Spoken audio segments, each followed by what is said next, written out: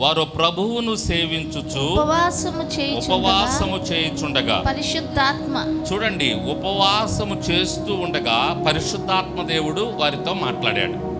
చాలా జాగ్రత్తగా గమనించండి. మనం ఉపవాసం ఉంటుండగానే పరిశుద్ధాత్మ దేవుడు సంతోషిస్తాడు, పరిశుద్ధాత్మ దేవుడు మాట్లాడతాడు.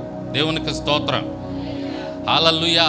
అంటే ఉపవాసమునకు అంత ప్రాధాన్యత ఉంది, అంత ప్రాముఖ్యత ఉంది బైబిల్లో.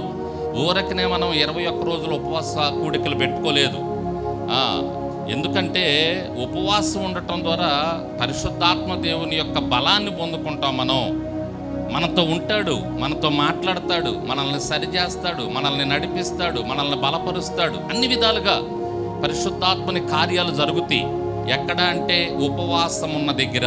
దేవునికి స్తోత్రం. అందుకనే ఉపవాస కూడికలు ఏర్పాటు చేయటం జరిగింది. పరిశుద్ధాత్మని యొక్క ఆ యొక్క ప్రసన్నత, ఆయన బలాన్ని పొందుకొని, ఆయన ఇచ్చే కృపను, ఆయన ఇచ్చే బలాన్ని పొందుకొని, ఆయన ఇచ్చేటటువంటి ఆలోచనలు, ఆయన ఆలోచనలు కూడా ఇస్తాడు మనకి.